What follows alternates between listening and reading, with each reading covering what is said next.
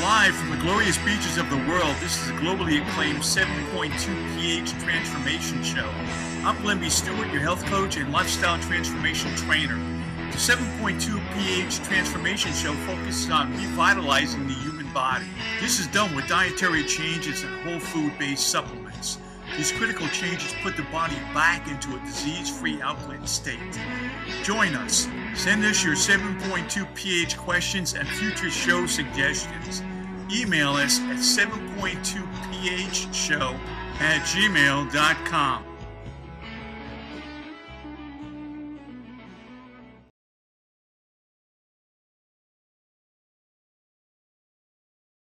There's so much material to cover and so little time, and I really want to make this as useful a presentation as I can, and so I'll avoid as much fluff as possible and get down to essentially nitty-gritty as quickly as possible.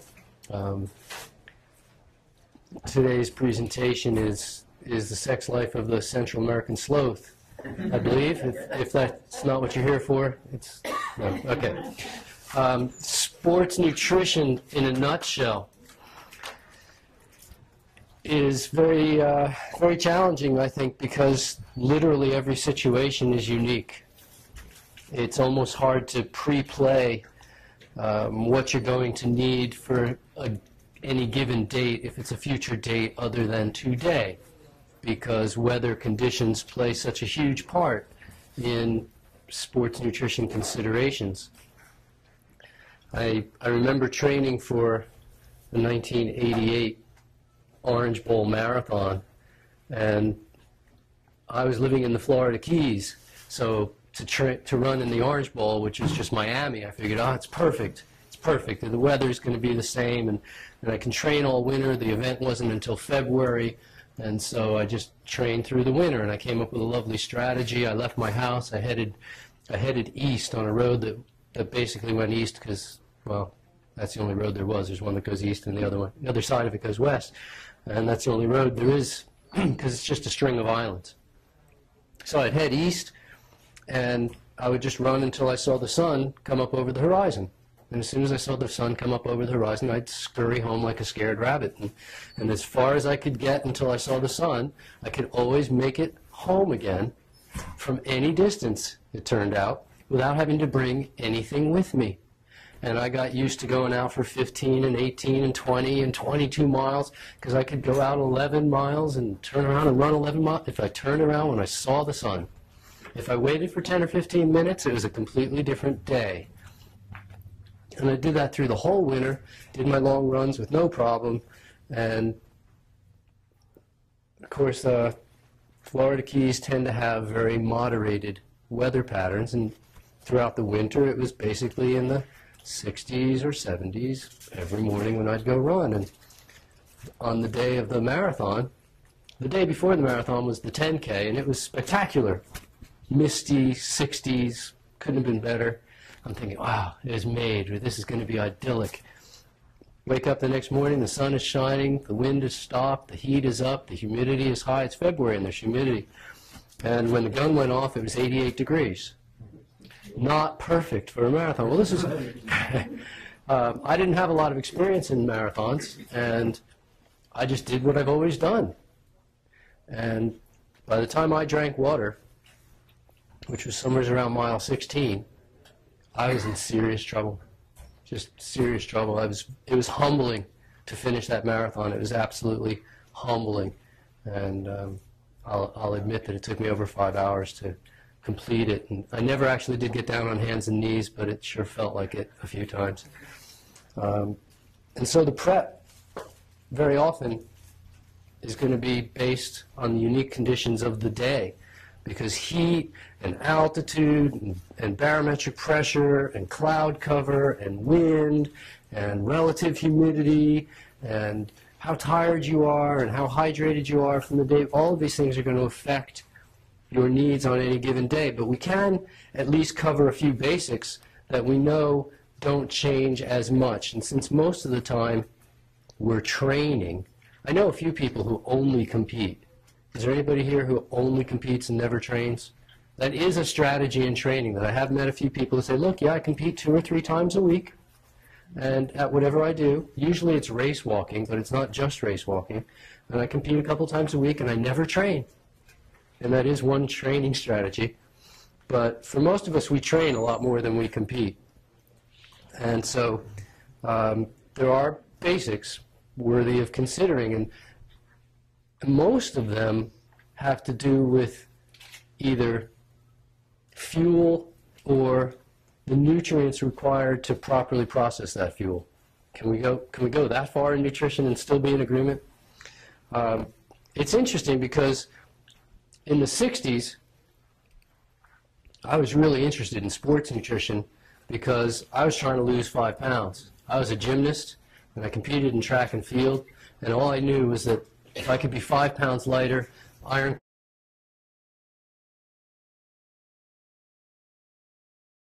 problem. And of course, Florida Keys tend to have very moderated weather patterns, and throughout the winter it was basically in the 60s or 70s every morning when I'd go run. And on the day of the marathon, the day before the marathon was the 10K, and it was spectacular. Misty, 60s, couldn't have been better. I'm thinking, wow, it is made, this is going to be idyllic. Wake up the next morning, the sun is shining, the wind has stopped, the heat is up, the humidity is high. It's February and there's humidity. And when the gun went off, it was 88 degrees. Not perfect for a marathon. Well, this is... I didn't have a lot of experience in marathons, and I just did what I've always done. And by the time I drank water, which was somewhere around mile 16, I was in serious trouble. Just serious trouble. It was humbling to finish that marathon. It was absolutely humbling. And I'll admit that it took me over 5 hours to complete it. And I never actually did get down on hands and knees, but it literally totally turned the tables on that idea, and you were served all the potatoes you wanted and the meat. You know. And it was sort of interesting, though, because the athletes, even though physiologically the idea was debunked, people were eating a diet that was so starved of carbohydrates compared to their actual carbohydrate needs that by eating a day or two of high carbohydrate food, it would result in improved performance for a short period of time, because they were actually finally just... It's like if you drove around on a half a tank of gas all the time and you said, well, my car is only good for 200 miles. My car is only good for 200 miles. And then one day you filled your tank up. And you go, wow, I can get 400 miles in my tank if I just fill it up. You know? But it's just you've been running around on half empty all the time. Not only that, because you still were running around, you weren't even running around on carbs. You were trying to convert fat to carbs and protein to carbs, and the bodybuilders are right. You do need more protein if you eat a diet that is starved of carbs. But you need that protein to convert it into carbs, which doesn't really make that much sense if you're trying to be an athlete. Why use fuel to convert fuel into usable fuel when you could just consume it as fuel?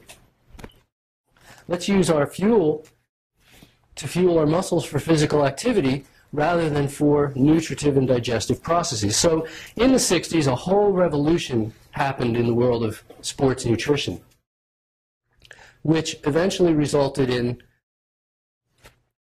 people eating a higher complex carbohydrate diet if they wanted to be into sports of almost every kind. It was fascinating because this led to higher level performances, which put more stress on both the equipment and the training techniques available at the time. It wasn't long before technology followed and started to provide for the increased demands of athletes.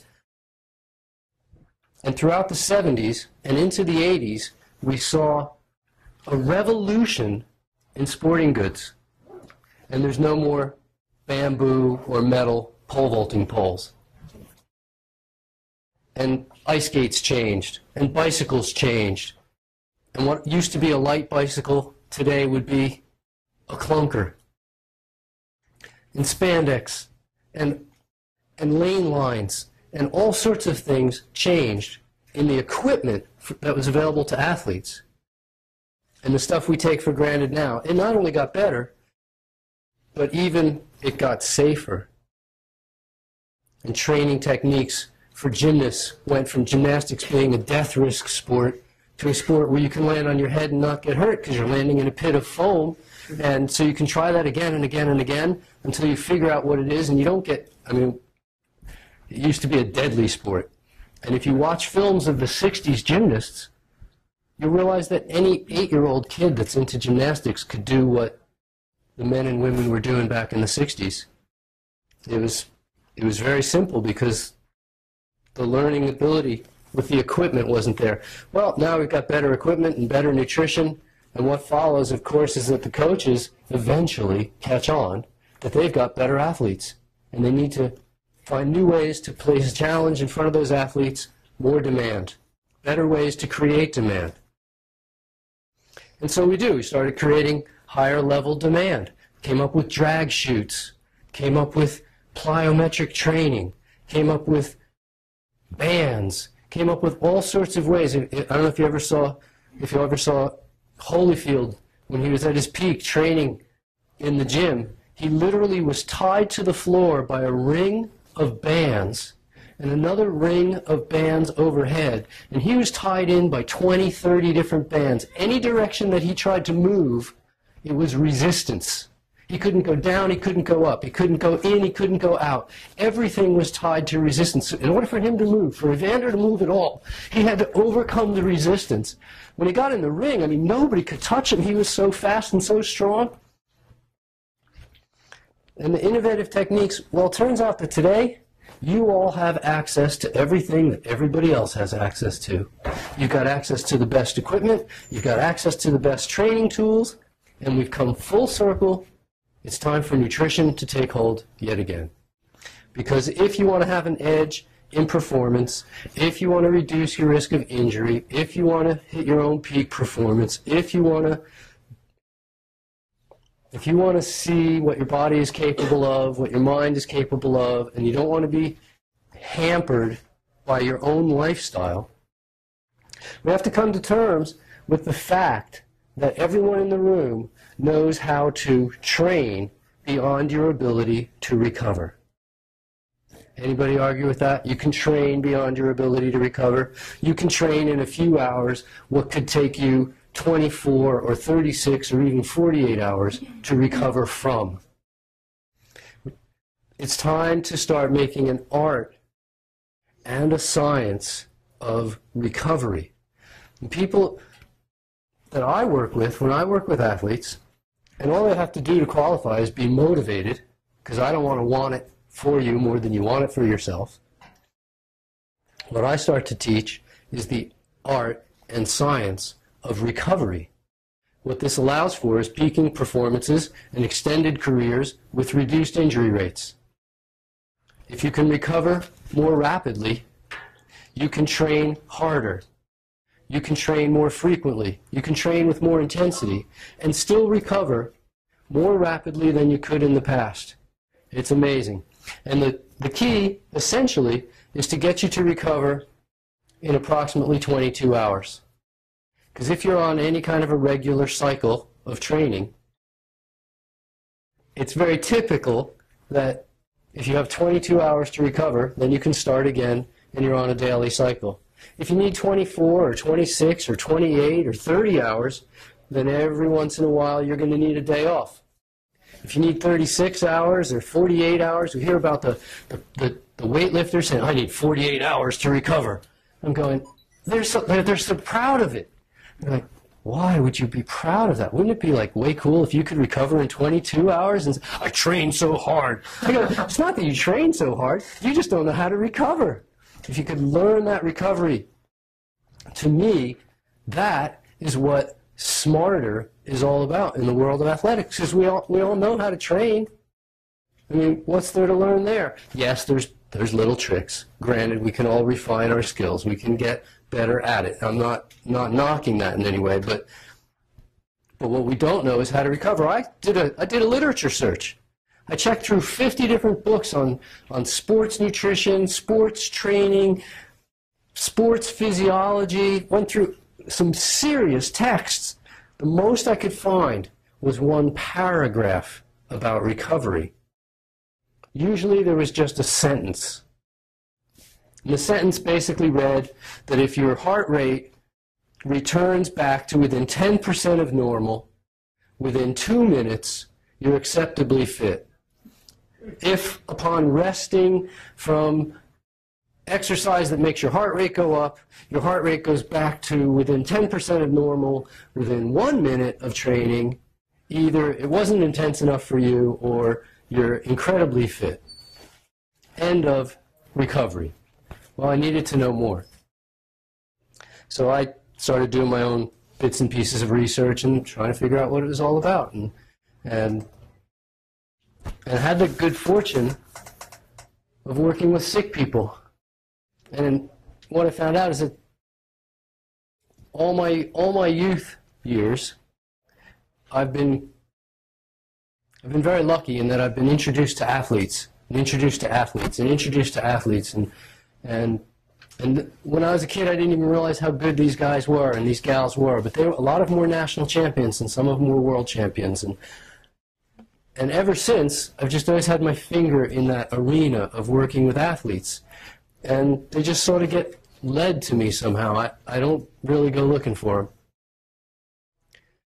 But then after I graduated from chiropractic college, I opened up a retreat for sick people, just to help sick people get well. Ran it for 10 years, and what I found out was that they wanted the exact same thing as the athletes wanted. They just wanted to learn how to stack every card in their favor. They just had a different endpoint goal. They just wanted to be able to function.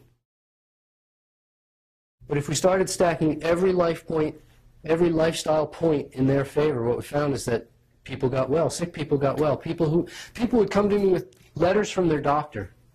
And I'd go, okay, well, this is going to be valuable. You know, this is going to be instructional. What's the doctor have to say? And I'd open up the letter and say, Dear Dr. Graham, good luck.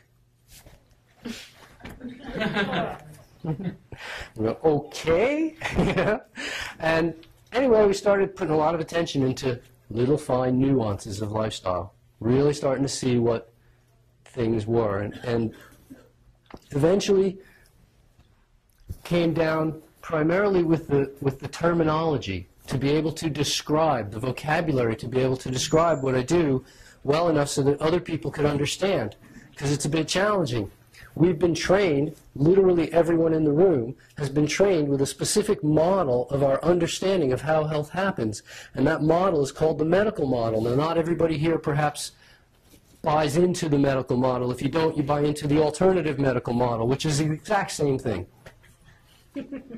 And so we've all bought it, we're trained in the medical model, which essentially says this, that the conditions, substances, forces, influences, whichever of those four apply, but that the conditions required to attain health when we are in poor health are completely different than the conditions required to maintain health when we are in good health. End of story. That's how we were trained. And so there's a war on drugs, but if you're sick, you take drugs. Radiation is deadly if it comes from Nagasaki, but if the doctor gives it to you, it's good for you. If you get scared enough, inject me with anything, do what you need to cut me, whatever it is. Milk is good for you, but if your child is sick, don't give him milk, it'll make him sick. And we live with these contradictions that the conditions required to regain health when we're sick are completely different than the conditions to maintain health when we're well. And the people who went to the alternative routes and realized that the medical people didn't drop the ball, they just never had the ball. When it came to health and performance, that's not what they do. And instead we go, well, you know, I don't use drugs. When I get a headache, I go see my chiropractor or I go see my acupuncturist. And I go, yes, and the reason you have a headache is because of a shortage of needles in your shoulder. I mean, we know that's not the reason people have headaches. Now, eventually I came across a different way of looking at the world, which said that the conditions required to maintain health when in ill health are the same as those required to regain health when in ill health are the same as those to maintain health when we're in good health. And I call this a health model, as opposed to a medical model. And we all need sunshine, and we all need physical activity, and we all need hugs, and we all need human touch, and we all need laughter, and we all need sleep and rest and fresh air and and the food that we're designed for, and on and on. And the only thing that happens is, the only differential that I make is that the conditions have to be modified to meet the needs of each individual each day. Other than that, the conditions required for health are the same either way. So with that in mind, I can then present the health model in terms of nutrition and performance, which is very simple. We have an unlimited supply of fat. Fat becomes a non-factor. A fairly thin person, if we take Christian or myself or somebody whose body fat levels are in single digits, we still have an awesome amount of fat available for human performance on any given day. If you run a mile at a moderate pace, a reasonably fit person is going to use approximately 50 calories of fat to do that. There's 3,500 calories of fat in a pound, which means that you need to run about 70 miles before you burn off a pound of fat. I mean, I'm sitting here at a fairly low body fat level, but I easily have 5 or 6 pounds that I could use for fuel before I'd get into any of my body fat that was really required for insulation purposes. It's just a little extra you carry on you. It's a reserve. So I can go 350 miles on the fat. Your body has an ability to store fat, and it has no ability to store protein or carbohydrate. Yes, you have functional levels of both within various parts of your body. There's protein involved in the function and the makeup of every cell, both in the cell membrane and in the nucleus. And there's carbohydrate in your liver, and there's carbohydrate in your bloodstream, and there's carbohydrate in your muscles. What do we call that carbohydrate when it's in a complex form in animals? Glycogen. Glycogen. And the same stuff in plants is called starch. Starch. It's the same thing. It's just got a different name. Glycogen in animals. Complex carbs. We convert it down to simple carbs, glucose and fructose, to use as fuel. And every cell in the body is fueled by glucose and fructose. Even that fat that we were using for fuel was getting converted into glucose. And in the presence of carbohydrate, that fat converts to glucose very efficiently and very cleanly. In the absence of carbohydrate, it's a rough process to perform. It's fuel intensive to perform it. It affects your brain function very much the way that alcohol does, small doses of alcohol. And when people get to that point where they're trying to convert fat into sugar in the absence of carbohydrates, say at the end of 18 or 20 miles of running without refueling, we call that what? Bonking. Yeah, bonking, exactly. If you're a bicycler, you bonk. If you're running, you hit the wall. And we don't want that to happen. But that's only applicable for certain people in certain situations. The possibility of everybody in the room being an ultra-distance runner is slim. How many ultra-distance runners? There's one. Okay, so I don't want to leave you out. But we have unlimited, essentially unlimited supplies of fat. We do use protein as fuel. It is physiologic fact that we use protein as fuel. You can find it in any sports physiology book. We use protein as fuel. It's fact. Approximately 1/10 of 1% of our total fuel usage comes from protein. It can be as much as 1/4 of 1% can come from protein. And if you starve your body sufficiently for carbohydrate, you can use even as much as 1/2 of 1% of your total fuel use for the day from protein. Yes, you do use protein, but on average it's only 1/10 of 1%. If a typical lady in the room uses 2,000 calories, 1% of that being 20 calories, 1/10 of that being 2 calories, we're talking about 1/2 gram of protein per day is typical. 3/4 of a gram for a guy is all we're talking about. It's not a lot of protein usage. We get left with carbohydrate. Carbohydrates become an issue. Essentially, in sports performance, we've been taught by the TV commercials that there's really only 3 issues, aren't there? There's sugar, there's minerals, and there's water. And that's all I want to talk about for a couple of minutes is sugar, minerals, and water. Carbohydrate, minerals, and water. Now, when I say sugar, Please understand that complex carbs are also sugar, but they're just not sweet-tasting sugar. They taste bland. They're complex, and they're called complex for a reason. It's because their molecular formula is complex. But it's easier to just remember that they're too complex to digest. Take a tablespoon of cornstarch, put it in your mouth. See how long it takes you to digest that. You'll have a dry mouth for 10 minutes. We don't have the digestive enzymes to digest the oligosaccharides that comprise a great many of the starchy foods. We literally do not have those enzymes. We cannot break them down. They also exist, by the way, oligosaccharides in unripe fruit. But when fruits become fully ripened, the sugars in them are referred to as glucose and fructose. It's a fascinating thing because essentially in sports nutrition what we're looking for is to answer a simple question. How well does it become you? How quickly does it become you? In order to become you, it's got to go through a couple of stages. It's got to go through digestion, it's got to go through absorption, and it's got to go through assimilation.